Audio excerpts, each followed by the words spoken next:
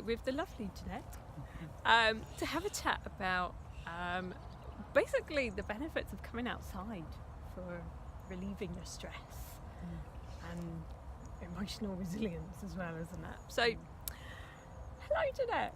Hi. And can you tell us a bit about what you do? Okay, so a couple of years ago I started my own business. It's called Develop for Life, and Develop for Life I predominantly coach, so I coach, do some executive coaching, business coaching and life coaching, but also I run workshops on stress and emotional resilience. Do lots of different things around that, and I've been doing that for a couple of years now, really enjoying it, but I've now got a new bit to my business, which is Fresh Air Fridays. Fresh Air Fridays. So, how did you come across Fresh Air Fridays? So Fresh Air Fridays contacted me. So Fresh Air Fridays has been a relatively new company, and it was started by two ladies, Rose and Ruth. And Ruth contacted me last year and said, we found your website and we're looking for more facilitators, and we wondered whether you might like to have a look at us and see if there might be a good match there. And she told me that there was a session running, a Fresh Air Friday session running up in North Hampshire. So I went along to have a look, really loved the concept, really loved the sessions, and so I decided to become a facilitator. Awesome. So what happens on a Fresh Air Friday session? So what happens is it runs for around about 3 hours, and over those 3 hours we only walk about 3 miles. It's not a huge sort of distance, but what happens is we have space to kind of be mindful, to relax, and to explore different topics each month. So over the course of 12 months we kind of run a course, if you like, of about 12 sessions, well, it is 12 sessions, looking at all sorts of different things for our own personal development. So what's the structure of the day? Okay, so I run my sessions on the fourth Friday of the month in the morning. So we all meet, usually in a car park somewhere that I've let everybody know about.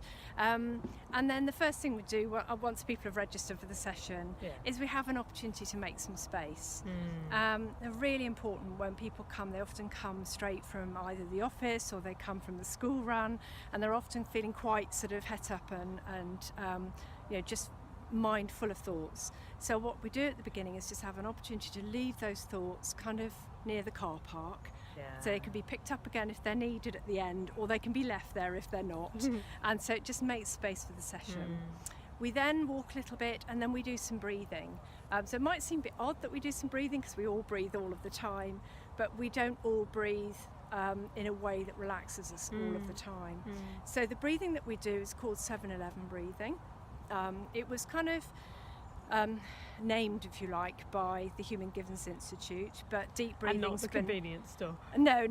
Although one of the other reasons it's called that is it's always available to you. Oh, I like it. I know. So the way it works is that deep breathing's been known about for a long time, and it's been in things like yoga traditions and things like that. So we've known for a long time that deep breathing is very good for kind of resetting the balance of the body. So the key idea is to breathe out more slowly than we breathe in. Right. So beginners, when we're beginning to do the deep breathing, we start by breathing in for 4 counts and then out for 7 counts, and then you gradually build that up until you can do 7, in for 7 and out for 11. Right. If you start doing that straight away and you're not used to it, you can feel a bit dizzy just because you're not used to it. So if people are really used to the deep breathing, then when they come on a session they can just crack on and do the 7-11.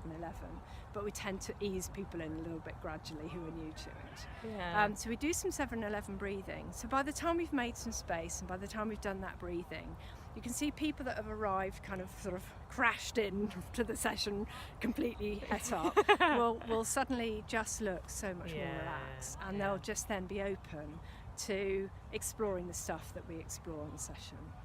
Which is what? So the next thing we do is a little bit of mindful walking, just to tune into our senses, to be really present, and being present's a core theme of Fresh Air Fridays. And then we have this opportunity to explore different topics. So the sorts of topics that we do over a 12-month period are In fact, January's one of my favourites. It's called Filling Yourself Up First. Oh, so important. Yeah, so it's that idea that you use your own oxygen mask before you help somebody else, is that we all do a lot for other people, but filling yourself up first is about actually taking that time for yourself.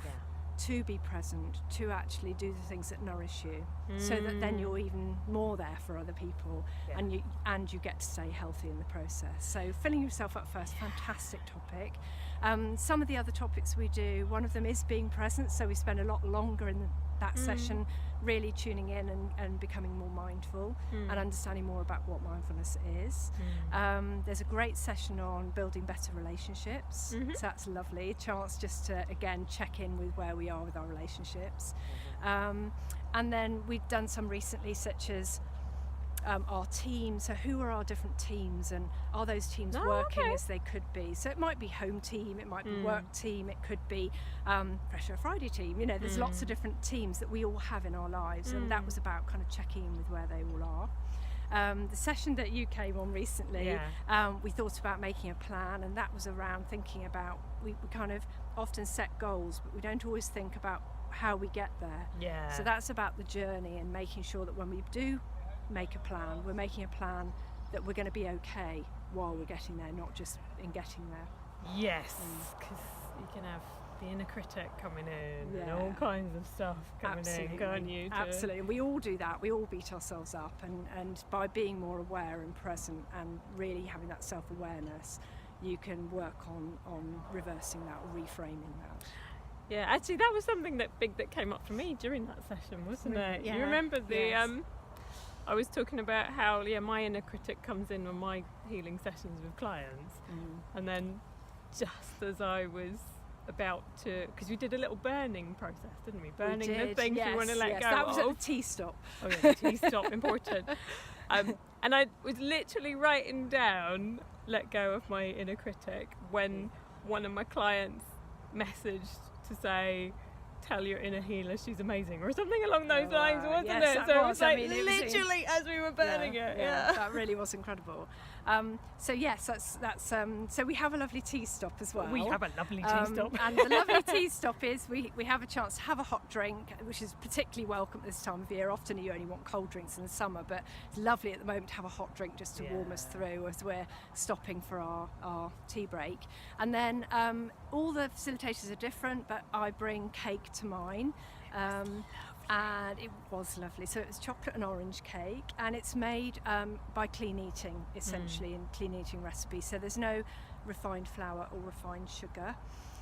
So when we sort of bring that cake, we're doing something that serves us best and nourishes us best without all of the sort of toxins or, and also makes you feel like you're being a bit naughty too, because it is a little bit sweet. Very nice. So it does have lovely sort of dark chocolate melted, which is sort of the topping of the cake. Well, I make it underneath actually, and then turned up, and then it's made with things like dates and coconut, almond flour, for example. So you're not using any of the sort of the very refined products that are less good for us.